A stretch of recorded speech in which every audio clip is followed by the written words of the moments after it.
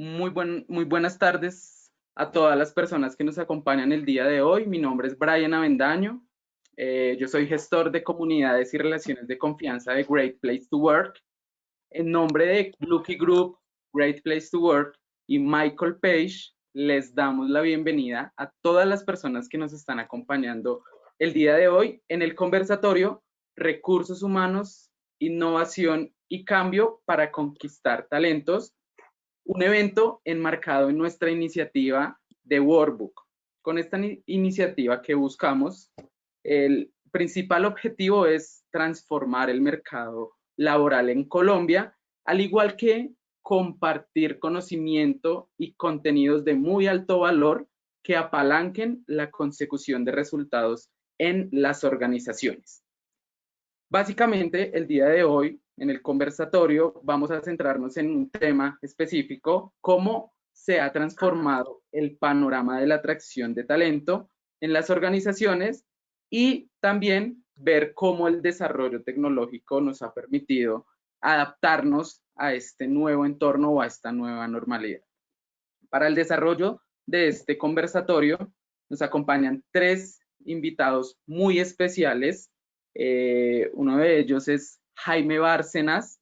Él es consultor en estrategia, gestión humana, entornos de transformación digital y definición de modelos de negocio.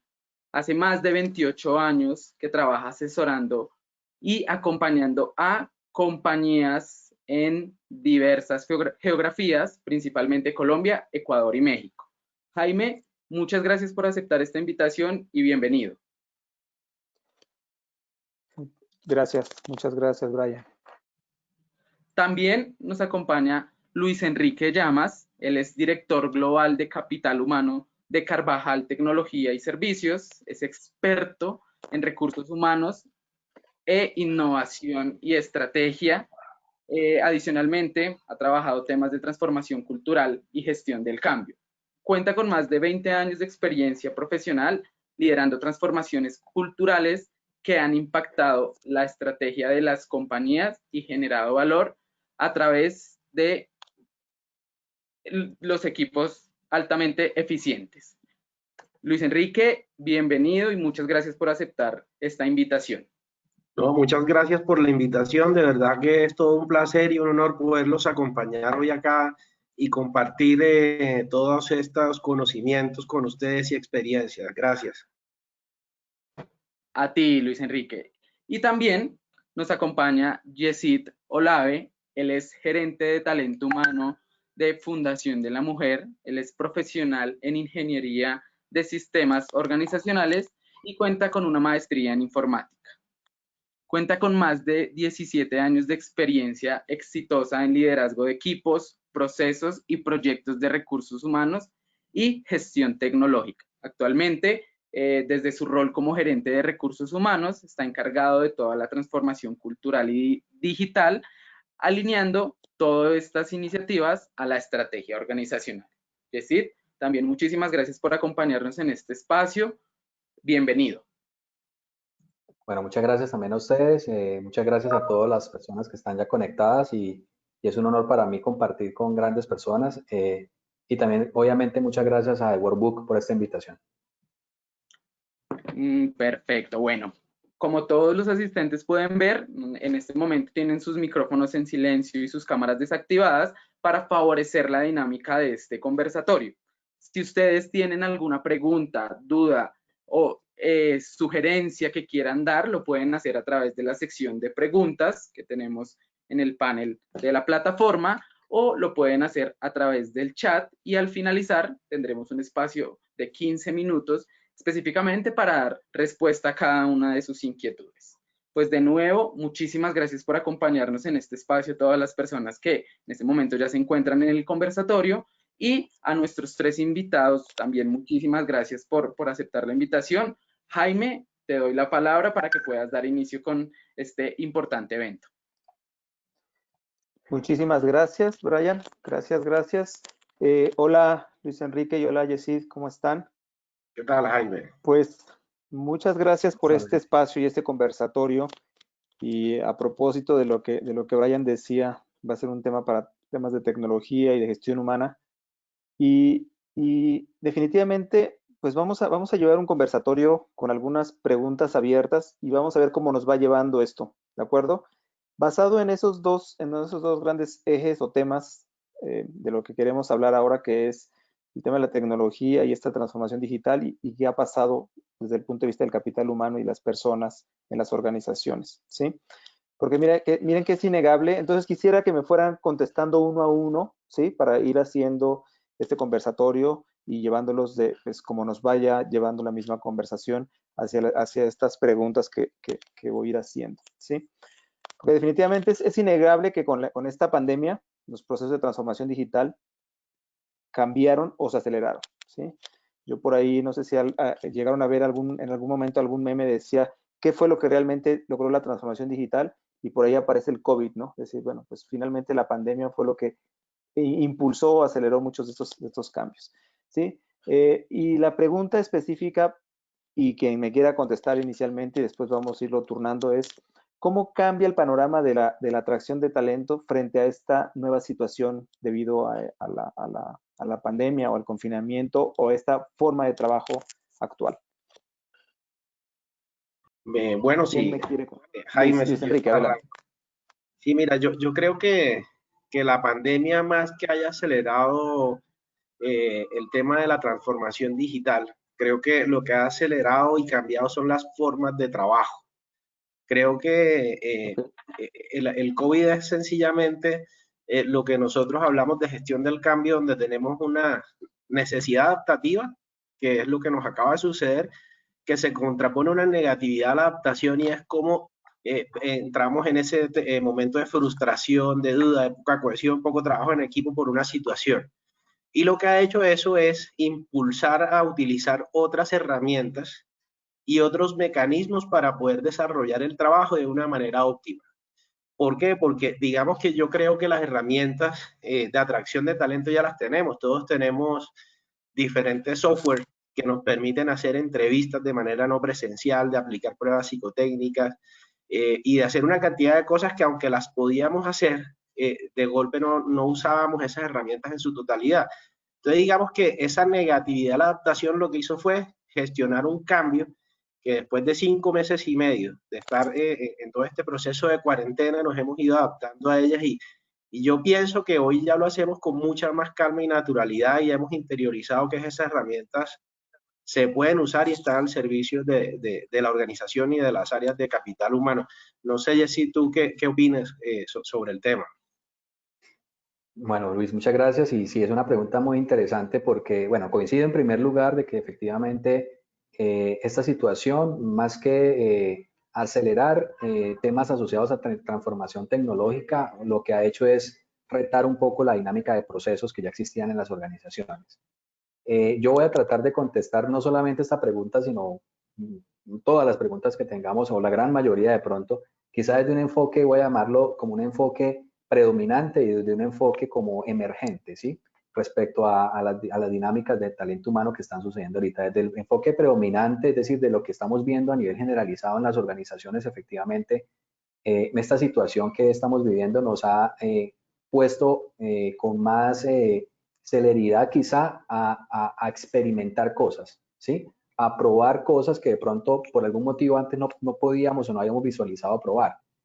Nos ha dado también la oportunidad quizá de alivianar los procesos, porque pues vemos que con esta dinámica de cambio tan compleja que no sabemos qué va a pasar mañana, con tanta incertidumbre, de pronto hemos tenido que mirar maneras en cómo alivianamos y alivianar un proceso, hacerlo más sencillo, posiblemente lo podemos manejar con tecnología, pero posiblemente no. En temas tecnológicos, ya lo mencionaba Luis, tenemos ya herramientas tecnológicas que nos ayudan a perfilar mejor los candidatos, ya sea que la empresa las tenga directas o que las contrate, pero pues de otra manera también nos ha abierto en ese enfoque emergente que mencionaba como es a pensar en maneras alternativas de atraer personas y de seleccionarlas. Voy a dar simplemente un ejemplo y es, ¿por qué no pensar también, y en el marco de este proceso de transformación del talento humano, que los que seleccionen las personas no sean solamente sus líderes o las personas que son líderes de las posiciones, sino que también participen los compañeros de trabajo, que son los que a veces en gran medida conocen mucho más la dinámica del puesto de trabajo que hasta el mismo líder de la posición. Esos son como dinámicas nuevas que están apareciendo en el mercado y que pues deben ser complementadas también con los beneficios tecnológicos que hoy tenemos. Es decir, que esta misma aceleración o estos cambios dieron, digamos, como un check o un visto bueno a esas tecnologías para que realmente sean utilizadas de una forma más expedita, más ágil y con mayor credibilidad, porque ya pues, si se venían utilizando. La única diferencia es que ahora en realidad tiene más credibilidad porque no hay otra opción, ¿no? Pues porque Sí, no es que se venían utilizando, lo que pasa es que antes, teniéndolas, de golpe no las usábamos. Y esto lo que aceleró fue un proceso de usarlas, porque la tecnología al final del día está allí. Lo que tenemos es que usarla y usarla de manera correcta. Correcto, y usarlas, aprovecharlas o potenciarlas, pero también comparto lo que dice Luis, pero también retarnos a alivianar cosas. Yo creo que eso es muy importante también en esta crisis que hemos tenido tanto tiempo de reflexionar, y a veces yo creo que nosotros en talento humano complejizamos mucho las cosas, y eso también nos ha ayudado a como que, bueno, tenemos que hacerlo más sencillo. Sí, y estoy súper alineado con Yesid en eso. Es que yo tengo una frase que dice que hacer las cosas difíciles es mucho más fácil, más difícil que hacerlas fáciles. Es que tenemos que volver todo sencillo, menos complejo. Y acelerar las cosas. Yo creo que esto nos ha retado a que los procesos sean muchísimo más ágiles. Porque es que hacer algo difícil lo puede hacer cualquiera, pero hacerlo fácil es más difícil que hacerlo difícil. De acuerdo. Ahora, estadísticamente se hablaba que cuando comenzó la pandemia se aceleró mucho el tema del desempleo y el subempleo, pues porque la gente tenía que ocuparse, hubo organizaciones que tomaron decisiones, ¿sí? Pero después creo que se fue, vamos a llamar otra vez la palabra, se fue normalizando las situaciones, quienes ya habían hecho un tema de cambio para mantenerse sostenibles, pues mantuvieron a la gente y tuvieron que cambiar los modelos de negocio o modelos operativos, pues al menos para mantenerlos. Pero, ¿qué tipo de estrategias siguieron? Y si pueden darme ejemplos específicos de lo que hicieron en sus organizaciones para implementar y fidelizar el talento entre las organizaciones. Si se tomó la decisión de mantener a la gente, ¿qué tipo de estrategias siguieron para fidelizarlo? Ahora sí puede comenzar Yesid a responderme. Bueno, perdón Luis, ya comenzaste. Ustedes me dicen. Dale Luis, tranquilo. Okay. Sí, yo Dale, Luis. pienso que la estrategia número uno de fidelización del talento es el liderazgo. Recordemos que las empresas o las personas no abandonan empresas, son líderes. Y en la medida que el estilo de liderazgo permee hacia abajo en la organización, eso hace que la gente se fidelice. ¿Y eso cómo se hace? Teniendo una visión compartida de futuro, de la estrategia, trabajando en equipo, generando lazos de confianza y haciendo muchas células de trabajo para trabajar en proyectos. Porque recordemos que nosotros contratamos a la gente por sus talentos y después toca despedirlas por su falta de talante. Entonces, en la medida en que uno genere un liderazgo propositivo de trabajo en equipo, de confianza y no de represión y de regaño, la gente se fideliza con las organizaciones. No sé, Jessy, ¿tú qué opinas con relación a eso, si estás de acuerdo?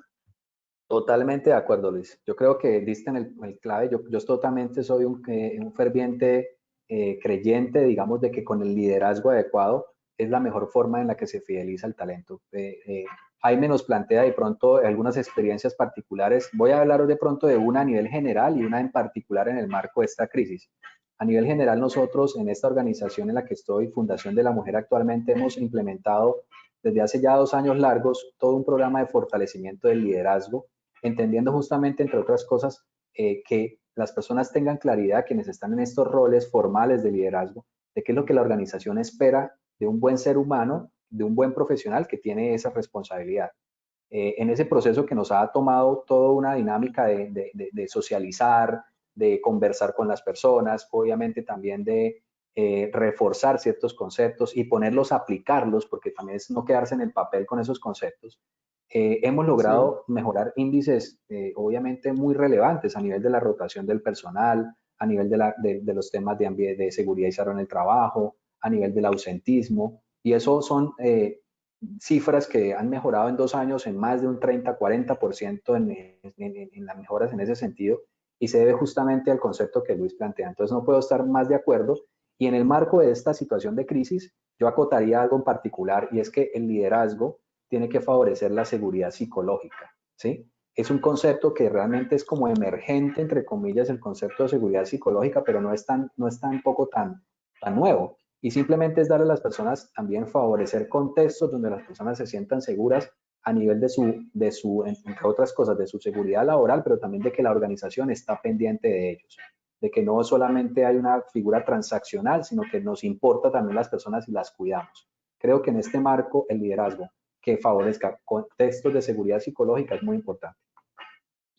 Me parece muy oportuno y creo que los dos coinciden y me encanta que coincidan en el concepto de liderazgo como parte de lo que están haciendo para fidelizar talento. Pero les pongo un poco ahora, digamos, en un desafío, en un pequeño reto.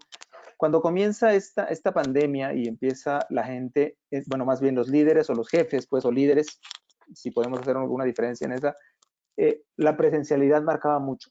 O sea, el hecho de que tener a la gente cercana en la oficina, a la vista de todo el mundo, pues, digamos, desde mi confianza, y voy a poner entre comillas, pues yo estaba viendo que las personas estaban ahí y estaba tranquilo de que sabía que estaban trabajando, ¿sí? Entonces, y un tema es, el reto es, bueno, pues finalmente mi liderazgo lo imprimo a través de esa presencialidad. De repente todo el mundo en su casa, todo el mundo conectado, y esos líderes o esos jefes dicen, ¿y ahora cómo sé que estén trabajando? ¿Sí? O sea, ¿cómo esa confianza y ese liderazgo de lo que ustedes hablan como uno de los grandes temas para fidelizar talento, ahora se vuelve en realidad como un reto, ¿sí? A decir, bueno, ¿qué tengo que hacer? Eso es un aspecto, es decir, uno es el hecho de que no tengo la presencialidad y cómo confiar en las personas para hacer, y el liderazgo ahí te influye un tema importante, ¿sí? Desde el punto de vista inclusive de inteligencia emocional, pues porque es distinto. Y otro aspecto, para de una vez lanzarles la pregunta, estoy dando un poco de contexto, es también las organizaciones se dieron cuenta que había muchos niveles jerárquicos quizá, y voy a hacer ejemplos de lo que pasó en pandemia. O sea, quienes estaban directamente en la acción, pues no tuvieron problema porque pues seguían trabajando, pues tenían que ir a donde tuvieran que ir. Pero hubo otros que decían, ¿y ahora qué hago mientras está? Pues ¿qué hago? Porque mi tema era estar allá o viajando o haciendo cosas que, entre comillas, era un tiempo, ¿sí? Que ahora no lo tengo porque tengo que estar en un sitio produciendo. Entonces, el tema y el reto es, ¿cuáles son los grandes retos o desafíos que ha llevado a implementar esos cambios o innovadores que ustedes ven o que han surgido por esta situación de no presencialidad y de cambio de hábitos y de rutinas en el trabajo? Bueno, si quieres esta vez, si me permites, arranco yo, Luis. Dale, dale. Bueno, mira, yo creo que lo que más innovador y más retador ahorita tenemos, y creo que es una responsabilidad de quienes estamos en los roles de gestión humana y también de los líderes, de los gerentes, de las directivas de las organizaciones, esto nos ha llevado a un cambio de paradigma gerencial. O sea, yo creo Sí. que el trasfondo que existe acá es un reto al paradigma gerencial que ha estado arraigado desde el siglo pasado y que se fundamenta, como dices Jaime, entre otras cosas, en estar visualizando el trabajo permanentemente, en estar supervisándolo, en que tengamos de una u otra manera la posibilidad de tener ciertos niveles de control y nos acomodamos a una forma de trabajo así. Entonces sentimos que de pronto en un escenario donde ya eso en cierta medida empieza a ser como más etéreo, como que se nos pierde la posibilidad como líderes, como gerentes, como directivos, de cómo manejar el trabajo. Yo creo que eso más que con las personas, me refiero con los colaboradores, es un reto a la gerencia. Lo que está sucediendo en este momento es un reto al paradigma tradicional gerencial. Y entonces uno debe enfocar el reto o la solución al reto, pues donde tenemos que, donde está el origen de la causa. Y en este caso, pues yo creo que es un proceso de que los líderes, de los gerentes, los directivos, tenemos que empezar a tener, entre otras cosas, más confianza en las personas. Yo creo que eso es fundamental. Los esquemas tradicionales, de una u otra manera, aunque no lo dicen, parten de la desconfianza. Por eso existen supervisión, porque si no, no tendría eso. Entonces tenemos que ser más confiados. Y yo te diría a uno de los líderes que de pronto se siente inquieto con eso, si antes del COVID tenía confianza o no, o sea, ¿qué le cambió? El hecho de que esté en la casa no significa que dejó de confiar en ese ser humano, o sea, no, de la noche a la mañana una persona no cambia su forma de ser, entonces me va a acostar a dormir, no va a trabajar, no va a hacer nada, no, la confianza está en uno. Entonces es un reto en este caso a la gerencia, pero sin embargo sí hay elementos que nos pueden facilitar para que no quede solamente como en expectativas, digamos, de cambios de puntos de vista, paradigmas. Y es, por ejemplo, una forma como uno puede promover esto es visibilizar el trabajo de la gente. A través de todas las herramientas que hoy tenemos, tecnológicas, uno puede hacer visible el trabajo. Visible significa que sea para todos, que todos sepamos en qué está Yesid, en qué está Jaime, en qué está Luis, ¿sí? Que todos sepamos y en cierta medida en esa visibilización del trabajo, yo también permita que se autoorganicen las personas. Yo creo que eso es una oportunidad muy bonita que en este momento está viviendo la humanidad, de cambiar ese paradigma de pronto un poco, a veces rayando como en la supervisión extrema, para empezar a tener más confianza en las personas y por lo tanto permitiendo más autoorganización. Luis, ¿tú qué opinas de este tema? Gracias. Sí. Más de acuerdo no puedo estar, Yesidi. Yo creo que la gestión de los líderes, uno las nota cuando en la ausencia de los mismos. Y yo creo que si un líder es inspirador, fomenta el trabajo en equipo, fomenta los espacios de confianza, la gente tiene un compromiso especial e inclusive de preocuparse por no quedar mal con esas actividades o tareas. Y no puedo estar más de acuerdo aún porque fíjate que dijiste algo con lo que comparto, y es que tenemos ese estilo de trabajo y de liderazgo de hace mucho tiempo atrás, donde tenemos que ver a la persona sentada cumpliendo un horario rígido de trabajo y no estamos privilegiando los espacios de confianza, sino al revés. Partimos de una desconfianza de que la persona tenga que estarla viendo ahí sentada para que trabaje. Y en mi experiencia personal, en Carvajal te puedo decir que la productividad ha aumentado muchísimo. Y no he visto a ningún líder de la organización que haya tenido una sola queja diciendo fulano no se conectó a una reunión, no entregó la tarea, no hizo lo que tenía que hacer, porque antes, por el contrario, hemos sentido un grado de compromiso y de engagement de parte de los colaboradores que no habíamos tenido nunca antes.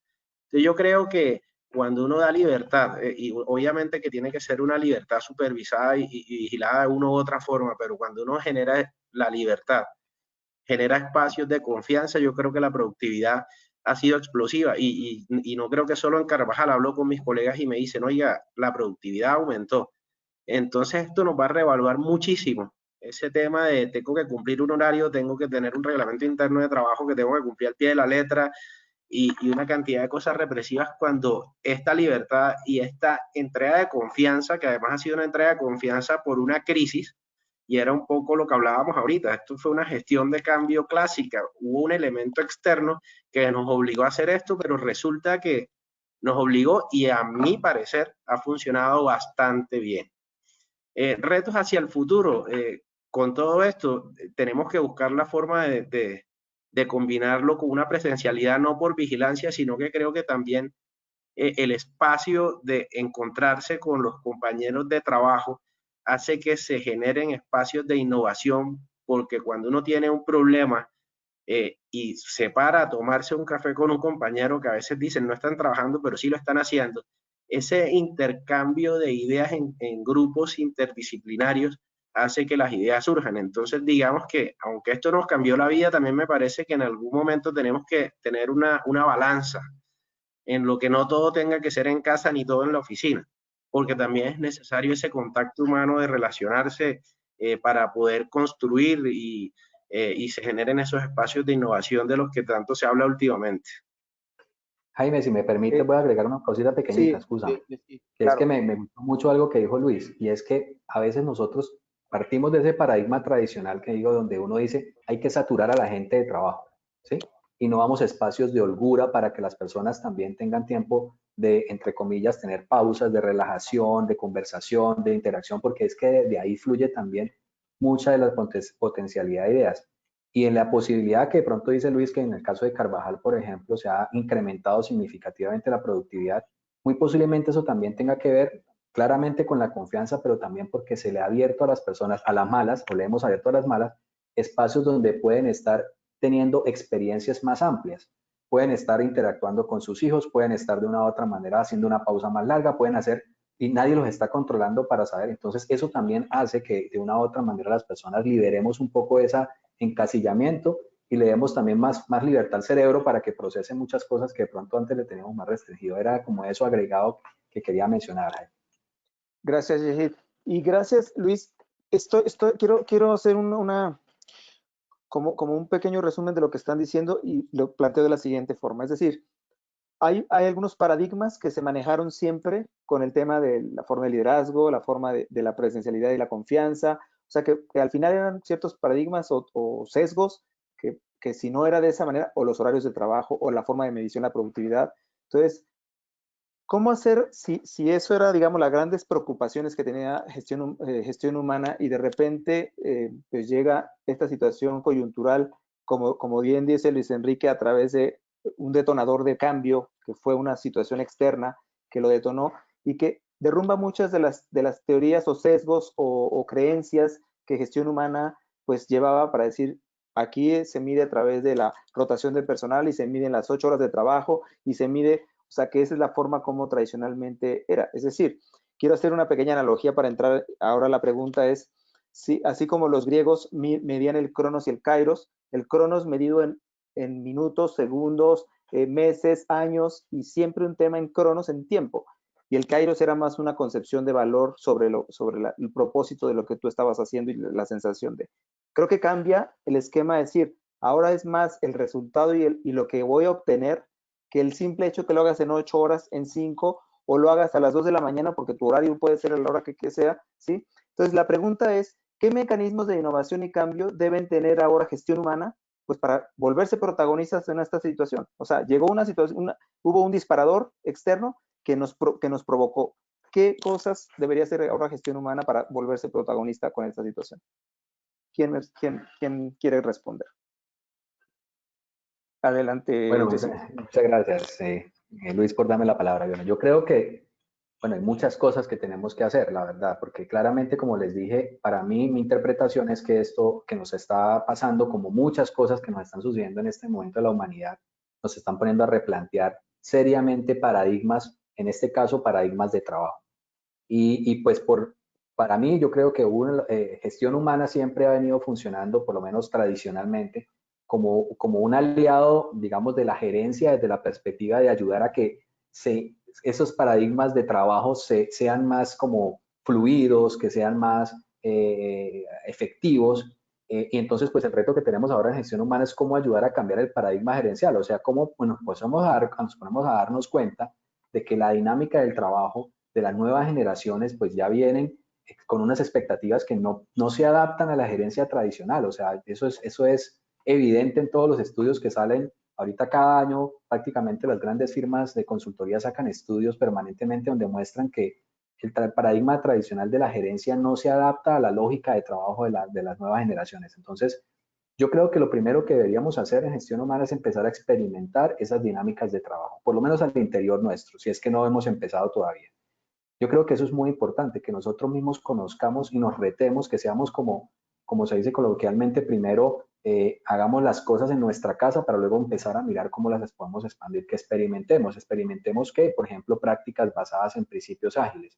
Yo creo que eso es muy importante, que lo empecemos a experimentar en gestión humana, porque si no lo hacemos en nuestro equipo, pues va a ser más difícil que lo podamos de pronto promulgar fuera de nuestro rol, digámoslo así. Por un lado eso, yo diría, empecemos a empezar a experimentar eso.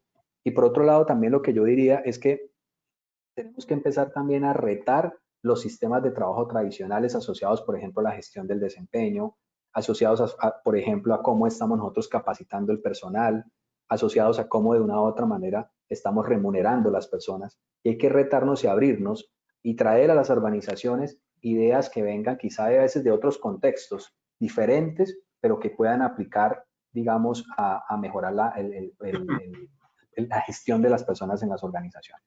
Quiero como que Luis también de su punto de vista de pronto complementaré al final con un temita, pero pues para no hablar solamente yo en esta parte me interesa escuchar a Luis. Sí, mira, yo pienso que los mecanismos de innovación que desde recursos humanos se deben implementar en las organizaciones va muy atado a las personas y acuérdense que todo proceso de innovación arranca y termina con la gente. Entonces, cuando uno en las empresas dice, ahora vamos a ser todos innovadores, eso la verdad es medio utópico y tampoco puede ser algo obligado.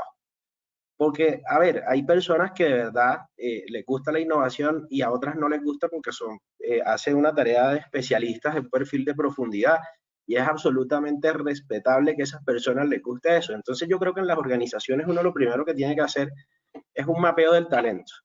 y comenzar a trabajar con esas personas que realmente quieren trabajar en innovación, y eso es a lo que yo le llamo un proceso de transformación, que es cambio más sentido, porque ya la invitación no es externa porque llegó el COVID, es una invitación interna donde yo quiero desarrollar mis mejores potenciales y talentos para ponerlos al servicio de la organización. Para que eso suceda, uno debe hacer un mapeo de talentos, pero además debe tener algo absolutamente claro, y es la estrategia de la organización, y debe tener foco, porque la innovación sin foco se desordena. Entonces todos comienzan a pensar en una cantidad de cosas que, aunque pueden ser buenas ideas, no le pegan a la estrategia de la organización.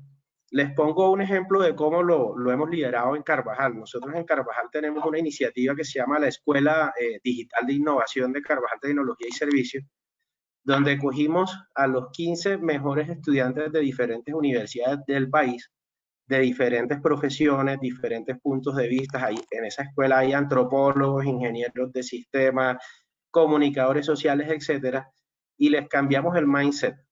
Los metemos en esa escuela durante 6 meses, y ellos tienen que conocer la organización, tienen que correr una malla curricular donde les enseñamos unas metodologías súper ágiles que hemos ido evolucionándolas y desarrollándolas al interior de la escuela. Y a estos 15 muchachos les entregamos los proyectos claves de innovación de la organización. Ya vamos por la 6ª promoción. Y de esos 15 muchachos, cada 6 meses deben entregar un mínimo producto viable.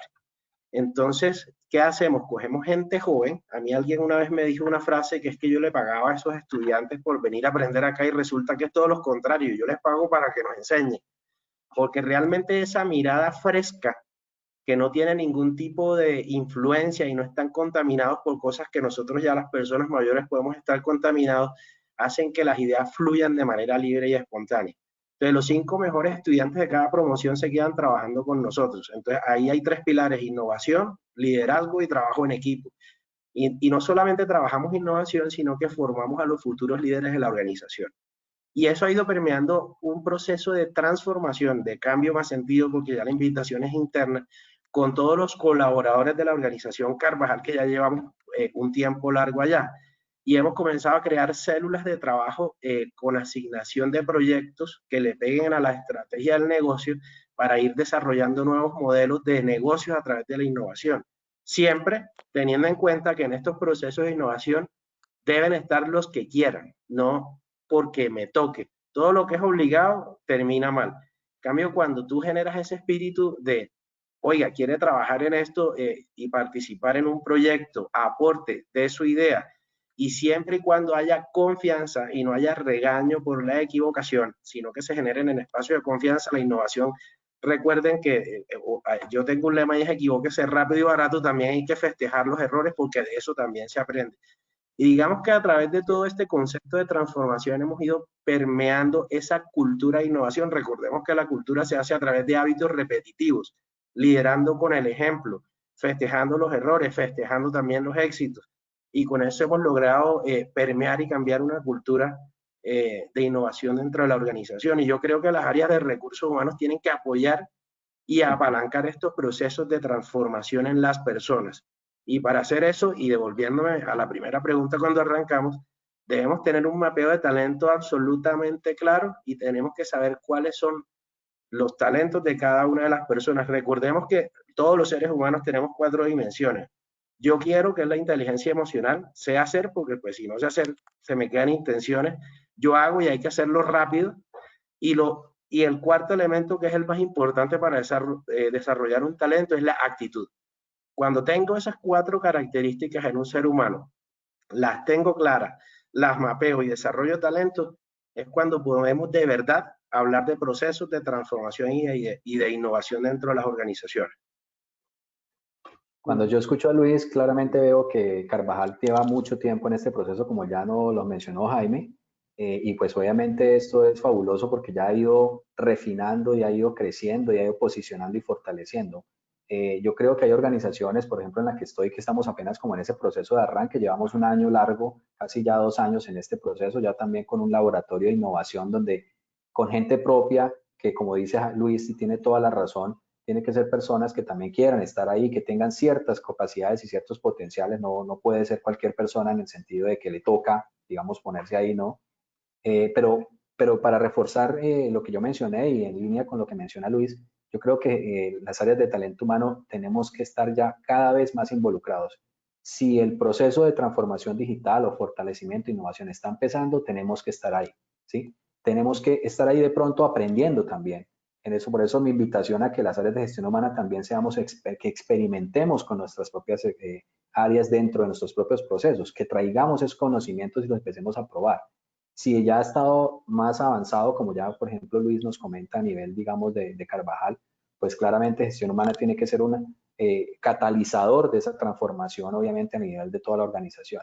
En ese sentido, yo creería que ya para que tú nos sigas conduciendo este conversatorio, Jaime, yo creería que no podemos ser ajenos. Yo creo que el peor error que podemos cometer en gestión humana es como ver que viene eso o que está sucediendo y como que nosotros hacernos como la vista gorda, mirar para otro lado. Muy bien. Muchas gracias a ambos. Estoy entendiendo entonces que, y porque lo mencionaron los dos, cómo estas nuevos modelos o metodologías ágiles realmente están incursionando en las organizaciones de alguna u otra forma, o sea, están siendo mucho más rápidos y expeditos, hacer productos mínimos, hacer un tema de medición, en salida rápida en productos e innovación. La gente que se involucra también tiene unos roles distintos, que me parece importante. Y quisiera entonces vincular dos preguntas en una por lo siguiente. O sea, porque yo sé que las tecnologías pueden hacer seguimiento ahora a través de estas organizaciones ágiles y demás, pero ¿cómo hago para mantener motivadas a las personas? ¿Sí? Que, pues porque es una situación distinta la que están viviendo, ¿sí? O sea, la pregunta es sobre el tema de motivación que impacta directamente a un tema en la cultura de la organización, ¿sí? O sea, si la gente se siente, pues no sé, voy a poner la palabra maltratada, que no está siendo cercana ahora porque, bueno, por la situación ahorita coyuntural, pero ¿cómo hago para mantener motivados, ¿sí?, a las personas en esta situación o por el tema de la transformación? O sea, decir, que no estén preocupadas porque, bueno, es que va a venir un robot y me va a quitar el trabajo, ¿sí? O porque esta situación de confinamiento me tiene ahora relegado a lo que realmente son mis habilidades. ¿Y cómo mantengo una cultura organizacional activa? ¿Sí? O sea, ¿cómo los motivo y cómo mantengo esa cultura? No sé quién quiera comenzar. Dale, Luis, tú estás, por favor. Sí. Bueno. Sí, mira, yo pienso que mantener de todo esto que estamos viviendo hoy, donde todos somos aprendices, porque aquí este tema del COVID, como dice mi jefe, no nos lo inventamos nosotros, llegó y a todos nos ha tocado aprender. Nosotros que hemos hecho en Carvajal para tener a las personas motivadas, primero generando muchos espacios de confianza. El error visto desde el aprendizaje. Y adicionalmente también hemos sacado a las personas de su habitual trabajo del día. ¿Y qué hemos hecho? Todos los viernes a las 4 de la tarde hemos sacado un espacio que se llaman charlas con expertos. Hemos hecho hasta cursos de cocina, hemos hecho charlas con expertos en temas específicos de salud, de yoga, charlas motivadoras de transformación, etcétera, para ir sacando también a la gente a otros espacios donde se genere confianza, donde se genere conocimiento. Uno en la oficina usualmente conoce al compañero de trabajo, ese es el abogado, este es el ingeniero, pero realmente solo nos conocemos. Entonces hay que generar espacios de reconocimiento y es conocer al ser humano que está trabajando al lado de nosotros. Cuáles son sus gustos, sus motivaciones, sus hobbies, cuántos hijos tiene. Y hemos ido generando todos los viernes esos espacios de motivación para que la gente se conozca y se reconozca. Y en la medida que hemos generado eso, ya la gente comienza a verse con otros ojos. Lo triste de esto es que lo hemos hecho por la crisis y no lo hemos hecho cuando estamos sentados al lado de nuestros compañeros en la oficina. Claro. Y yo creo que esto ha hecho inclusive que se creen unos lazos de confianza y de fraternidad hoy en los colaboradores de la organización que antes no teníamos, precisamente por esta ausencia y esta distancia que hemos estado viviendo. Que de hecho hay personas que lo han tomado muy bien y otras que no lo han tomado tan bien.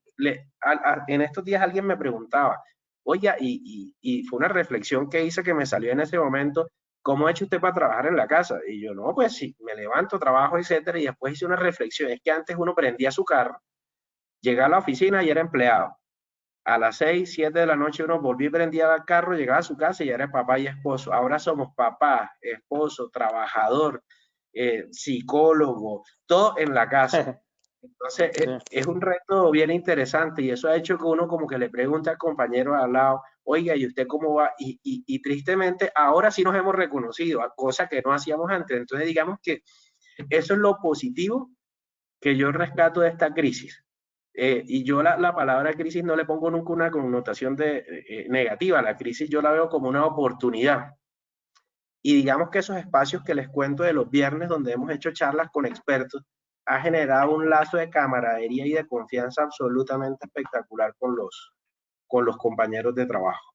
Y hablo de compañeros y ya no hablo de jefes porque ahora todos somos iguales. Así es. Y todo esto que mencionaste crea cultura. Todo eso crea cultura, Luis. Todo eso crea cultura. Todo eso crea cultura. Muy bien. Muchas gracias. Yo complemento, obviamente, de ópticas diferentes, porque pues obviamente estamos en contextos diferentes, pero creo que varias de las cosas que menciona Luis también, de una u otra manera en la organización en la que trabajo, y también obviamente desde mi punto de vista de cómo afrontar esto de la dinamización y la motivación, yo creo que también uno tiene que entrar a revisar, bueno, y las generaciones que hoy están trabajando, que prácticamente en las empresas ya un 80 o más % de las personas son millennials y generación Z también ya, y pronto hay una reducción de un 20 o menos % de generación X y baby boomers. ¿Qué motiva a estas personas? O sea, porque si uno no sabe de pronto qué motiva, pues puede ser que pueda hacer muchas cosas y resulta que le está apuntando donde no es. Nosotros hemos hecho estudios internos generacionales para identificar y uno de esos estudios o algunos de esos estudios nos apoyó justamente Glucky, que es una de las empresas que está en este marco de este proceso de World Book. Y encontramos a veces cosas que uno diría como que hay una idea tradicional de lo que las nuevas generaciones esperan, ¿no? Entonces esperan como que viajar, vivir al día, vivir de pronto muy libres, vivir estudiar a cada rato, cosas por allá extrañas. Resulta que cuando nosotros hacemos los estudios generacionales internos nos encontramos con sorpresas que hace poco también, esta semana pasada, se lanzó un estudio de una firma muy importante de consultoría a nivel mundial y coincide con cosas que nosotros hemos venido encontrando al interior de Fundación de la Mujer. Y es que las generaciones nuevas también buscan estabilidad, mucho la estabilidad. Están buscando estabilidad de pronto no de la misma manera como de pronto nuestros papás o nosotros mismos buscaban, pero sí buscan una estabilidad. ¿En qué sentido? Por ejemplo, buscan propósito de encontrar una organización donde ellos vean que es una organización que realmente le está sirviendo al mundo, ¿sí? No es una organización que está destruyendo de una u otra manera o aprovechándose del mundo. Eso es algo que las generaciones cada vez buscan más.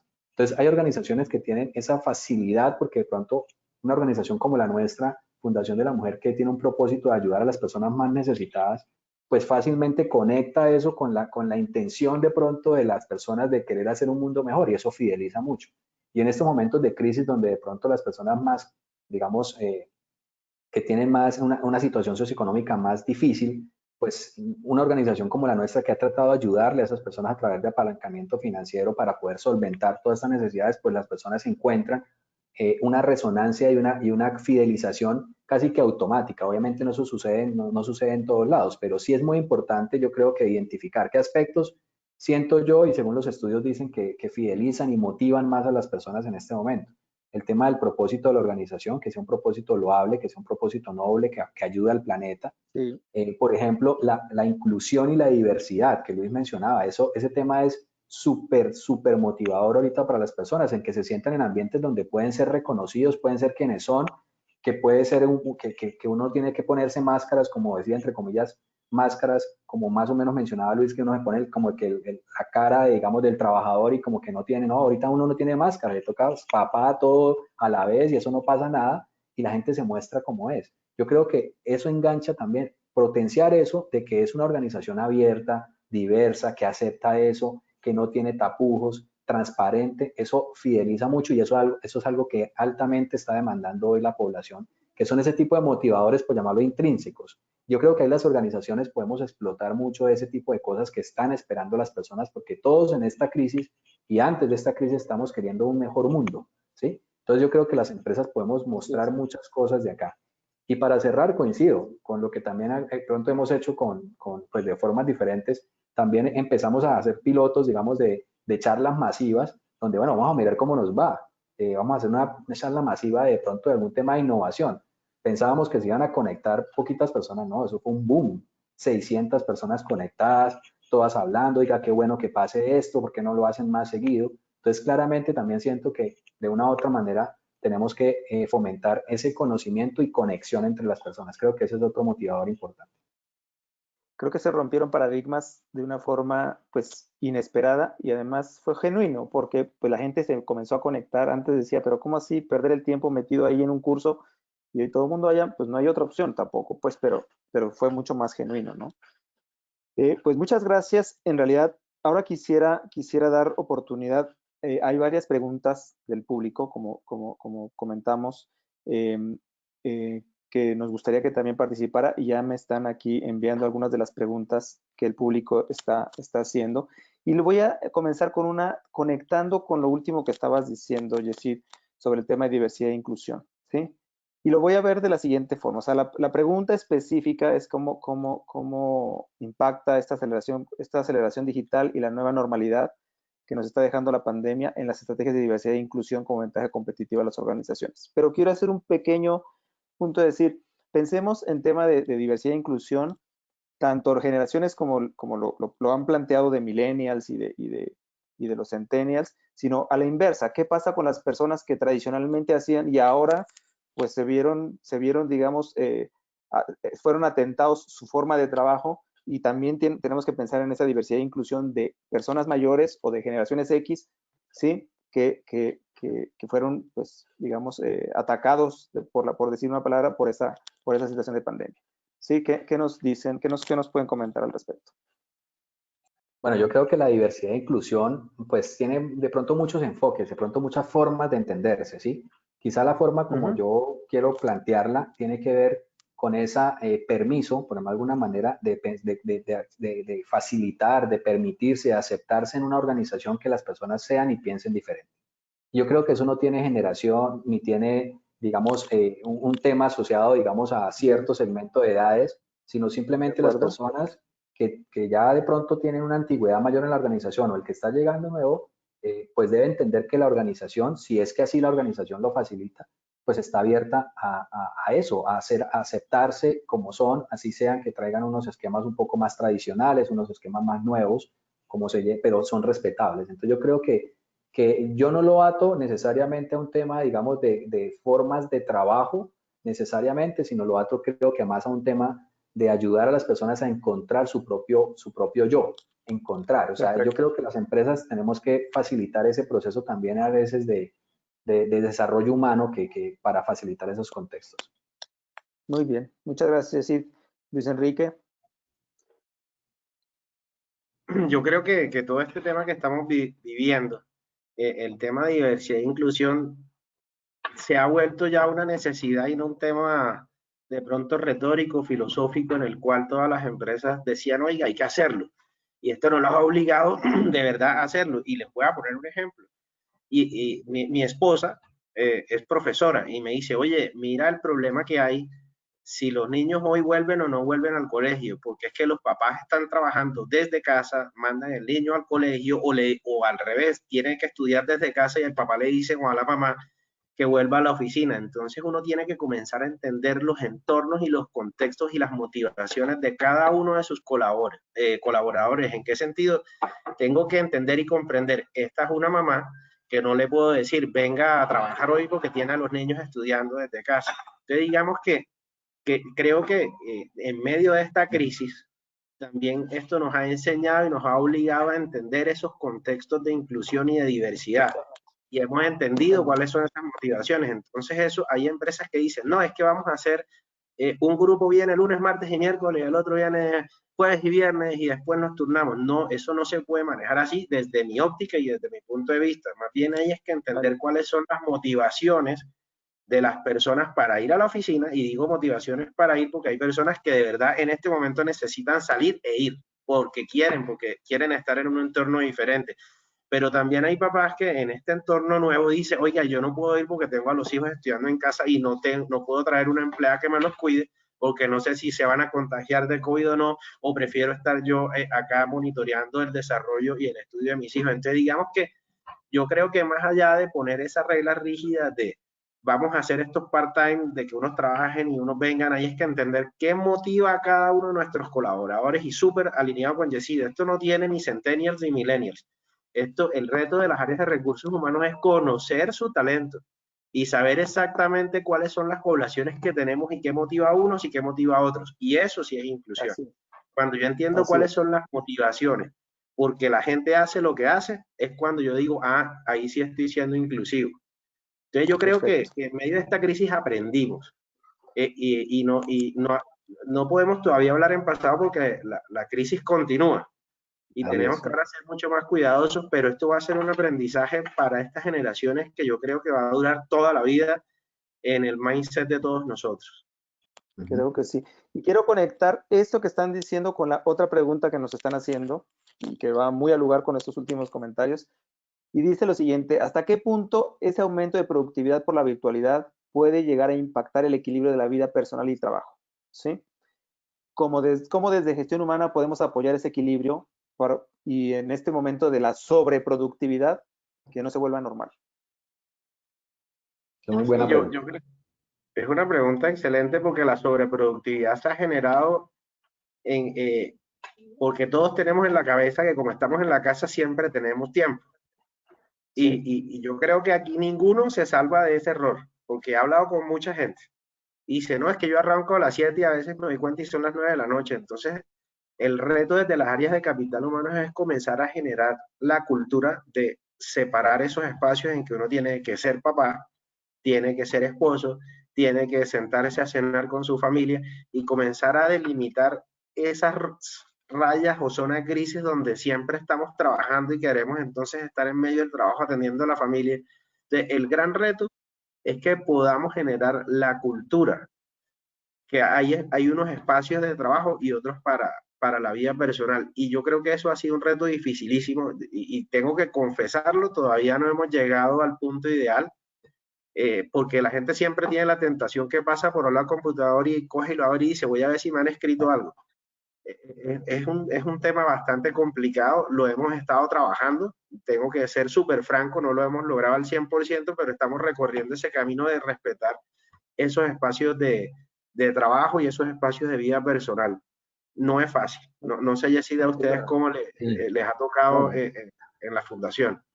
Sí, eso es un tema, siendo muy buena pregunta, yo creo que es una pregunta muy al lugar y yo creo que efectivamente es algo que estamos apenas aprendiendo, todas las personas, estamos aprendiendo a trabajar en una dinámica diferente. Entonces, yo creo que en este momento no tenemos recetas ni respuestas ya establecidas de cómo hacerlo.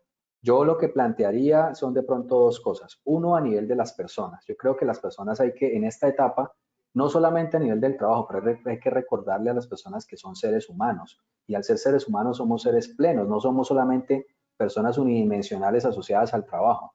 Y yo creo que muchas personas, afortunadamente, han habido cosas terribles en esta pandemia, pero afortunadamente creo que muchas personas han retomado, por ejemplo, el cuidado de su salud. Se han vuelto a mirar de pronto y reencontrarse con sus hijos, cosas que de pronto antes no pasaban. Entonces eso creo que es muy importante y algunas personas como que han hecho ese clic más naturalmente, como que han entendido, porque yo he hablado con algunos de mis colaboradores en la organización y en general, digamos, por trabajadores de la empresa, y como que yo les pregunto cómo han vivido esto y me dicen, no, mire, yo he aprendido, he hecho esto. Entonces como que muy naturalmente algunas personas lo han vivido. Hay otras personas que, como también creo que lo mencionó Luis, no ha sido tan fácil, se han quedado como ahí un poco estancados en qué hacer. Y yo creo que lo que podemos hacer en gestión humana para esas personas es permitir que levanten la mano, que no hay problema por eso, y también de pronto ayudarles en cierta medida, facilitarles quizá algunos recursos para que lo hagan y salgan adelante. Nosotros, por ejemplo, en Fundación de la Mujer, justo mañana vamos a empezar un programa de autoliderazgo dirigido a la población abierta de cualquier colaborador para ayudarle a fortalecer ciertos recursos en ese sentido. Yo creo que eso es una vía. ¿Sí? El ayudar a las personas a que encuentren en sí mismos sus propios recursos, no que esperen que venga gestión humana que les traiga las cosas o que les cambie el chip, porque eso es de cada uno de nosotros. Y lo segundo, reitero lo que también dije hace un momento, creo que en las primeras preguntas, y tiene que ver con que también necesitamos ayudar a que la gerencia, entendida como la forma como se entiende el trabajo, el manejo del trabajo, se cambie. Necesitamos que nuestros directivos entiendan que la forma ya, esto que, como dice Luis, ya nos cambió la vida, o sea, esto de aquí para adelante va a ser otra cosa diferente.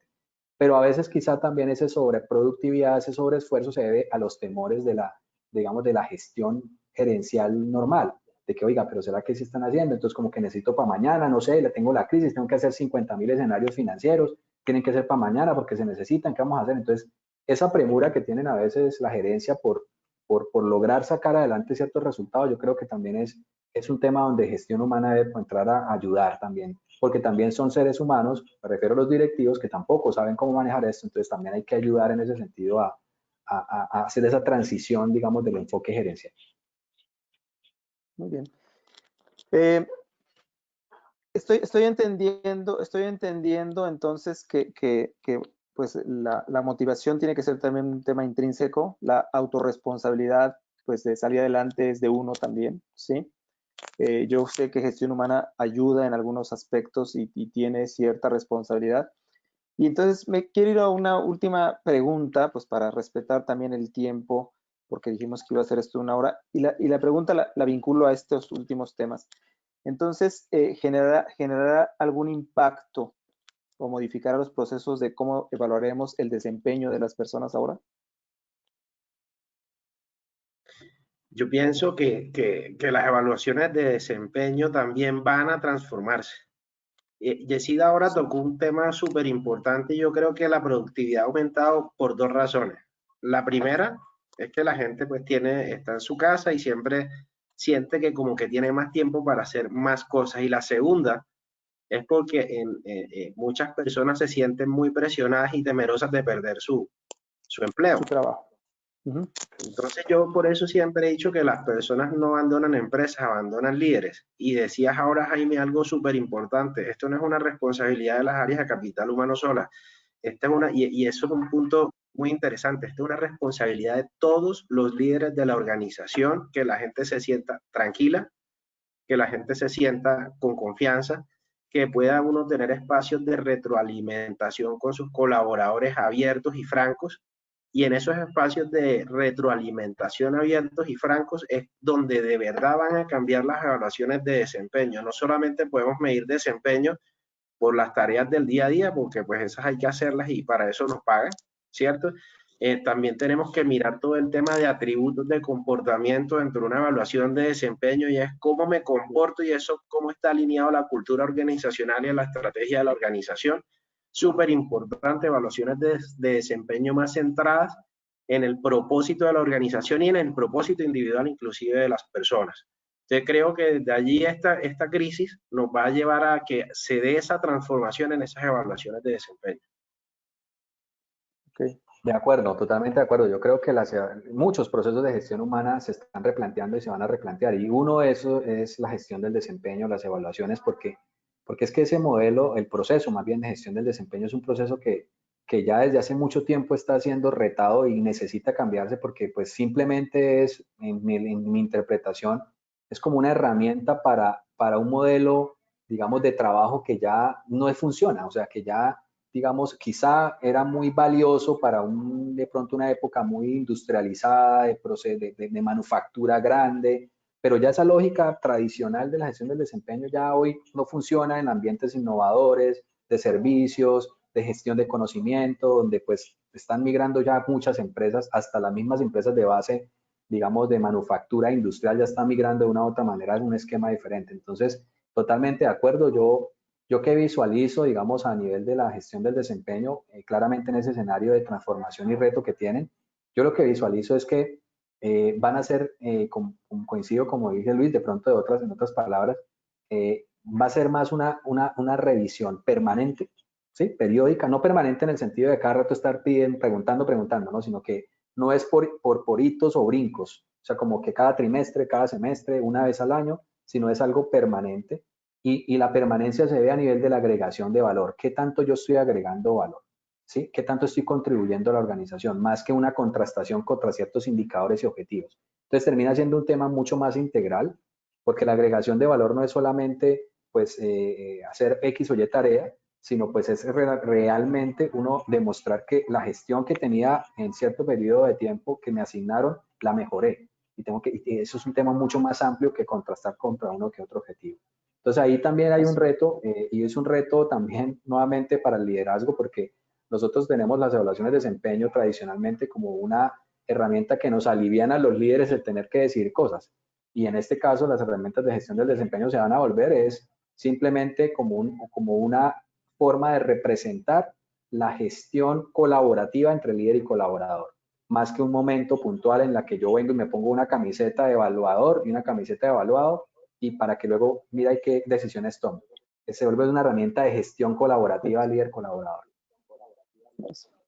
Me gustó ese tema con el que estás diciendo de gestión colaborativa, que es un tema digamos, permanente, que más de manejo de entornos para asegurar que existe esa retroalimentación, ese espaldarazo, esas observaciones para seguir adelante. Es decir, no es, vuelvo al tema del Kairos y el Cronos, no es esperar el momento para hacerlo, sino es una situación permanente, vigente y que funciona así. Pues muchas gracias, gracias a ambos por este espacio. Estamos ya sobre las 5 de la tarde y 1 minuto. Muy interesante, realmente fue una charla, pues no sé si se les hizo el tiempo en el Kairos y en ese momento para mí el Kairos duró 3 minutos, o sea, muy entretenido, muy válidas sus comentarios. Gracias por la experiencia, ¿sí? Y creo que estamos cerrando en este momento ya este conversatorio. No sé si tengan algo más para cerrar y si no, pues para poder ya cerrar este conversatorio, ¿sí? No, muy complacido haber compartido con Yesida y con Jaime todas estas experiencias y de verdad que si pudimos aportarle en algo a todas las personas que asistieron de nuestras experiencias, maravilloso.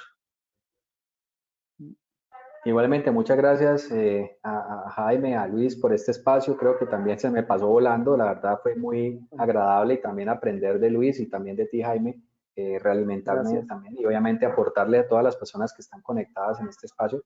Y ya yo lo único con lo que cerraría es que las áreas de gestión humana tenemos una responsabilidad grande en estos momentos y prácticamente lo resumiría en evolucionar los sistemas de trabajo. Yo creo que eso es un reto que tenemos fuerte. Muchas gracias a ambos y gracias a todas las personas que estuvieron aquí conectadas en este conversatorio. Les agradecemos su presencia, ¿sí? Y muchas gracias. Gracias. Gracias a todos, que estén bien.